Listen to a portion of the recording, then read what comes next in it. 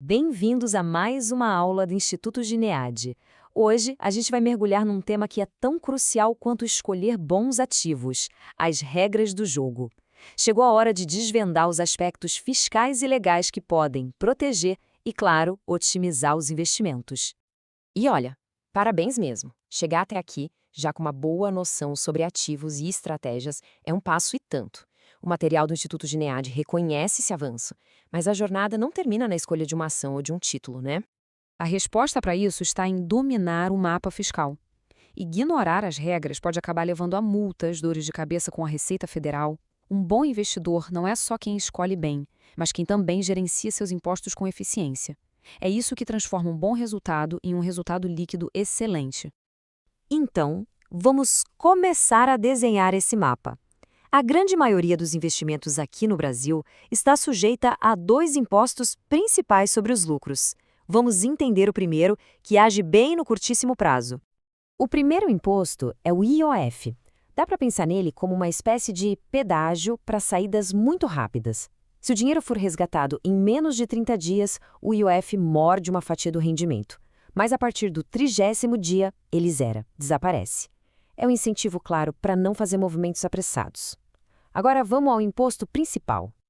O imposto de renda, o famoso IR, aparece de duas formas. Ele pode incidir sobre o rendimento, que são aqueles pagamentos periódicos, como juros, sabe? Ou sobre o ganho de capital, que nada mais é que o lucro na venda de um ativo. As regras mudam bastante dependendo do tipo de investimento. Vamos começar pela renda fixa. Na renda fixa, a lógica é bem clara. O governo quer incentivar o investimento de longo prazo. E a principal ferramenta para isso é uma tabela de imposto que, digamos, premia a paciência. Essa ferramenta é a tabela regressiva. A lógica é simples. Quanto mais tempo o dinheiro fica investido, menor a alíquota de imposto.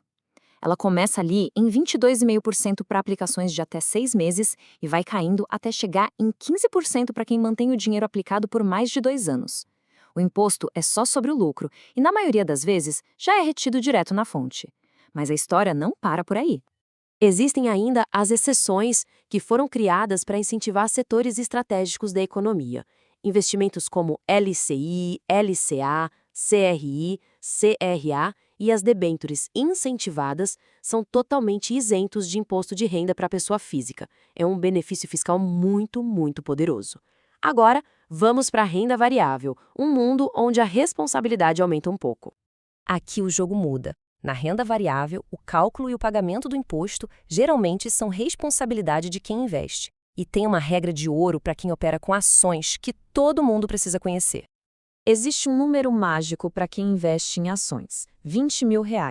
Se o total das vendas em um mês não passar desse valor, o ganho de capital é isento de imposto de renda. E um detalhe muito importante: a regra vale para a soma de todas as vendas no mês, tá? Não é por operação.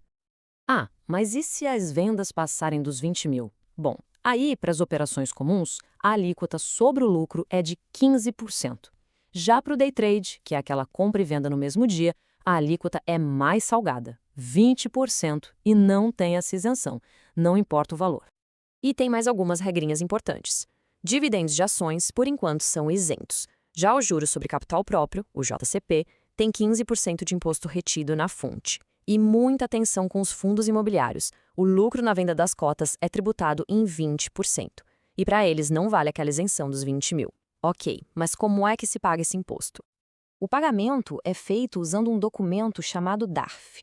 O processo é bem direto. Primeiro, se calcula o imposto devido naquele mês, depois se gera o documento lá no sistema da Receita e, por fim, é só pagar até o último dia útil do mês seguinte à operação. O segredo aqui é a organização. Mas pagar o imposto é só metade da história. Todo ano tem aquele checkpoint obrigatório, a declaração anual do imposto de renda. E para quem investe na bolsa, existe uma regra que simplesmente não dá para ignorar. A regra aqui é bem taxativa. Qualquer operação na bolsa de valores, não importa se foi a venda de R$ 10 em ações, isso já torna a entrega da declaração obrigatória. É um critério muito claro. E na hora de declarar, é preciso entender a diferença entre duas coisas. De um lado, se declara a posse dos ativos, lá na ficha de bens e direitos, sempre pelo custo de aquisição e não pelo valor de mercado. Do outro lado, se declaram os rendimentos, ou seja, os lucros que foram obtidos, sejam eles isentos ou tributáveis. Agora, vamos ampliar um pouco o foco para além dos impostos.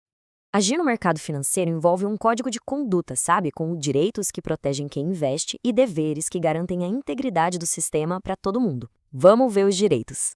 Todo investidor tem direito à informação clara, à segurança contra fraudes, à transparência nas regras do jogo e ao sigilo sobre suas operações.